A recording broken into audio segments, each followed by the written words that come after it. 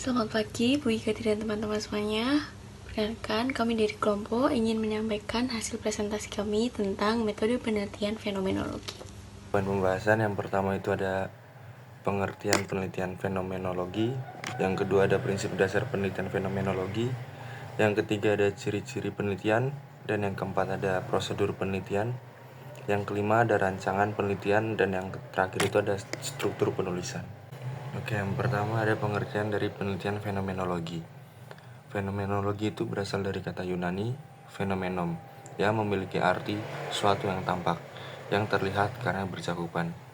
Dalam bahasa Indonesia, biasa dipakai dengan istilah gejala. Jadi fenomenologi itu suatu aliran yang membicarakan fenomenon atau segala sesuatu yang menampakkan diri. Dapat pula diartikan dengan penelitian fenomenon ini menggunakan perspektif dengan berdasarkan apa yang dilihat oleh peneliti dan dapat diteliti dari fakta fenomena yang asli oleh peneliti, bukan berdasarkan pada perspektif peneliti terhadap suatu fakta fenomenon tersebut. Jadi peneliti menjelaskan keadaan fakta yang sebenarnya apa adanya tanpa pertimbangan idealisme peneliti itu sendiri. Oke, selanjutnya kita masuk pada prinsip dasar dari penelitian fenomenologis. Nah, Stanley Spies itu menyimpulkan 3 prinsip dasar. Yang pertama itu pengetahuan diperoleh melalui pengalaman yang dialami secara sadar oleh individu, bukan dari teori atau pengamatan di luar semata. Nah, jadi dalam pendekatan fenomenologi ini, pengalaman itu menjadi sumber utama untuk memahami realitas. Artinya, pemahaman tentang dunia itu bukan didapat melalui data statistik atau interpretasi orang lain, tetapi melalui keterlibatan langsung dalam situasi yang dia sedang dialami oleh subjek. Nah, yang kedua itu, sebuah benda atau peristiwa memiliki arti tersendiri, tergantung pada peran dan dampaknya dalam kehidupan seorang. Jadi, maksudnya itu dalam penelitian pendidikan, hal ini sama berarti dengan bahwa suatu metode pengajaran atau kurikulum itu tidak memiliki makna universal, melainkan akan berbeda maknanya bagi setiap guru atau siswa, tergantung pada bagaimana mereka mengalaminya. Oleh karena itu, penting bagi peneliti untuk menggali bagaimana subjek memaknai hal-hal dalam dunia pendidikan yang mereka jalani sehari-hari. Nah, yang terakhir itu, bahasa adalah alat utama yang digunakan manusia untuk membentuk, menyampaikan, dan memahami makna pengalaman dunia. Jadi, fenomenologi ini mengakui bahasa sebagai sarana penting untuk memahami pengalaman subjektif. Bahasa itu bukan hanya sekedar alat komunikasi, tetapi merupakan medium tempat makna dimunculkan. Dalam praktiknya, hal ini bisa dilakukan seperti wawancara atau narasi personal yang memiliki nilai yang tinggi. Karena melalui bahasa, itulah subjek mengartikulasikan pengalamannya. Kita sebagai seorang peneliti fenomenologi harus peka terhadap simbolisme, metafora, dan nuansa yang ungkapan verbal subjek untuk benar-benar menangkap makna pengalaman mereka. Nah, kemudian yang selanjutnya adalah ciri-ciri dari penelitian fenomenologi. Nah, penelitian fenomenologi ini merupakan suatu metode penelitian yang menggambarkan secara langsung fenomena itu tersendiri yang terjadi. Kemudian, penelitian fenomenologi tidak hanya sekedar pengetahuan secara umum atau teori-teori dasar, konsep-konsep dasar, tetapi juga memberikan gambaran secara langsung yang dapat diperoleh melalui indera penglihatan. Kemudian yang kedua, objeknya adalah hakikat atau esensi. Artinya, isinya itu ideal, dapat dipahami dari fenomena yang terjadi, dan dapat ditangkap secara langsung dalam suatu tindakan penglihatan dalam institusi akan hakikat atau esensi. Kemudian ciri yang selanjutnya yaitu penelitian fenomenologi menggunakan pendekatan deskriptif, yang dimana dalam pendekatan deskriptif ini dijelaskan secara langsung fenomenanya itu, yaitu secara akurat dan secara detail. Dalam penelitian fenomenologi ini tidak boleh adanya memprediksi suatu fenomena. Kemudian yang selanjutnya adalah konteks sosial. Dalam penelitian fenomenologi ini mempertimbangkan konteks sosial dan budaya, yang dimana dalam konteks ini mempengaruhi cara individu untuk mengalami dan memahami fenomena itu. Berikutnya yaitu prosedur penelitian fenomenologi menurut Carpenter. di mana yang pertama menentukan fenomena yang ingin diteliti dan peran peneliti dalam penelitian tersebut. Sesuai filosofi fenomenologi Husserl, peneliti adalah seorang yang mampu mentransformasikan data yang berasal dari partisipan menjadi gambaran yang murni dan utuh dari fenomena tersebut.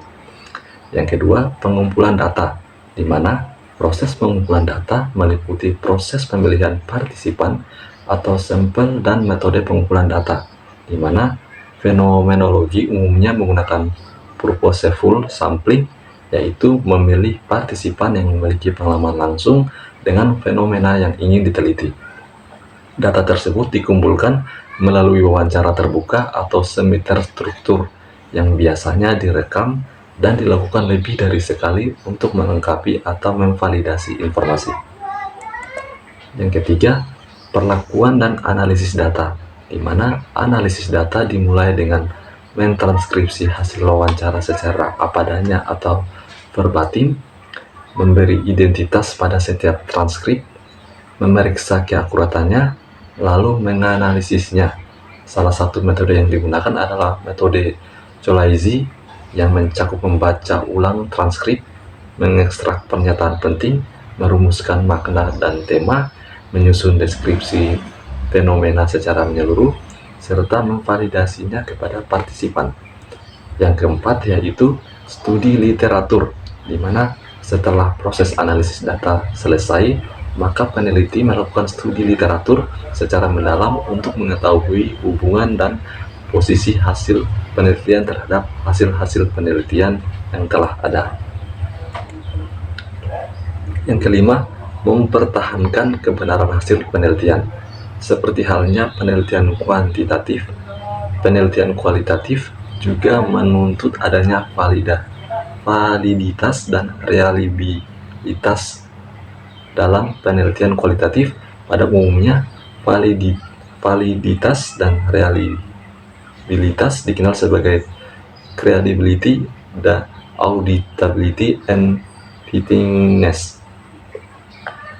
Yang keenam, pertimbangan etik, di mana pertimbangan etik yang harus diperhatikan meliputi pemberian informasi tentang sifat penelitian, keikutsertaan yang bersifat sukarela, izin untuk merekam interview, kerahasiaan identitas partisipan baik rekaman, transkrip, maupun pada deskripsi lengkap. Selanjutnya yaitu prosedur penelitian fenomenologi menurut Mostek.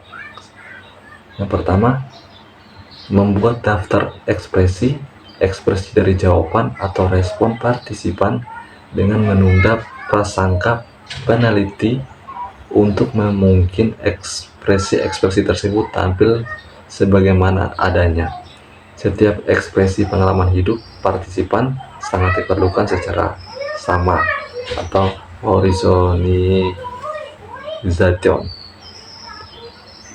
Yang kedua, reduksi dan eliminasi ekspresi tersebut mengacu pada pertanyaan, di mana apakah ekspresi tersebut merupakan esensi dari pengalaman partisipan dan apakah ekspresi-ekspresi dapat dikelompokkan untuk diberi label dan tema, di mana ekspresi yang tidak jelas, pengulangan dan tumpang tindih direduksi dan dieliminasi, kemudian ekspresi bermakna diberi label dan tema.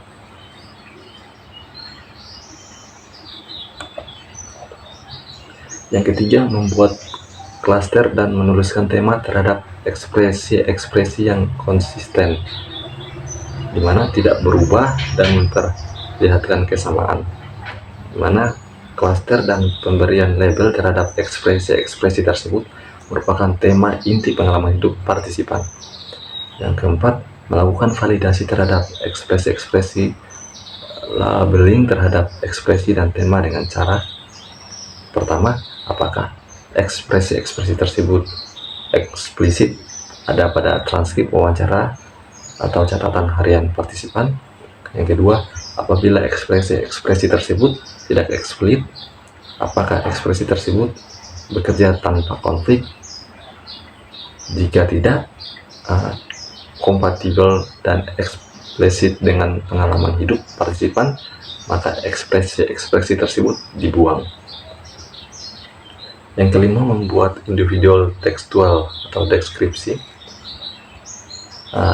Dibuat dengan memaparkan ekspresi-ekspresi yang tervalidasi sesuai dengan tema-temanya, dilengkapi dengan kutipan-kutipan verbatim, hasil wawancara, atau catatan harian partisipan. Selanjutnya adalah rancangan penelitian fenomenologi, di mana rancangan tersebut terdapat tujuan penelitian, yaitu penelitian fenomenologi bertujuan untuk memahami makna dan esensi dari pengalaman subjektif seorang terhadap suatu fenomena, di mana peneliti ingin mengetahui bagaimana dan apa yang dirasakan seseorang dalam mengalaminya, bukan sekedar mengetahui fakta atau angka. Selanjutnya ada fokus penelitian, di mana fokusnya adalah pada fenomena yang benar-benar dialami oleh partisipan secara sadar, di mana penelitian ini tidak membahas peristiwa yang bersifat umum atau teoritis, tetapi pengalaman yang nyata yang dirasakan secara langsung oleh subjek. Selanjutnya ada sumber data, di mana data diperoleh dari individu yang mengalami langsung fenomena yang diteliti. Mereka disebut sebagai partisipan, bukan responden, karena keterlibatannya yang aktif dalam proses penelitian.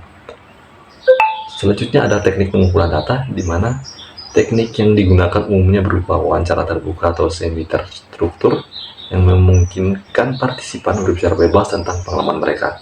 Catatan harian atau dokumen pribadi juga bisa digunakan sebagai sumber pendukung. Selanjutnya ada jenis data, di mana data yang dikumpulkan bersifat naratif dan deskriptif, yaitu berupa cerita, penjelasan, dan pengalaman yang diungkapkan oleh partisipan. Penelitian ini tidak mengutamakan angka atau statistik, melainkan pemahaman mereka. Berikutnya ada analisis data, di mana penelitian fenomenologi melakukan analisis secara interpretatif, yaitu dengan menggali tema-tema esensial yang muncul dari pengalaman partisipan, di mana peneliti mencari makna yang mendalam dari apa yang dikisahkan oleh partisipan melalui langkah-langkah analisis tertentu, seperti metode Cholesky atau Mostert. Kemudian, ada pun struktur dalam penelitian fenomenologi ini. Yang pertama itu ada bab 1 pendahuluan, yang berisi latar belakang, identifikasi masalah, batasan masalah, rumusan masalah, dan manfaat penelitian. Kemudian bab kedua kajian pustaka dan berpikir kritis, yang dimana isinya tentang kajian teori, penelitian relevan, dan kerangka berpikir. Kemudian untuk yang bab ketiga yaitu metodologi penelitian, berisi desain penelitiannya, pendekatannya, tempat, waktu, populasi, sampel, dan teknik pengambilan data serta validasi data. Kemudian bab yang keempat yaitu hasil penelitian dan pembahasan. Ini berisi tentang deskripsi wilayah penelitiannya, kemudian deskripsi informasinya, kemudian juga deskripsi struktural. Kemudian untuk yang bab terakhir yaitu bab kelima yaitu kesimpulan, yang berisi kesimpulan dasar.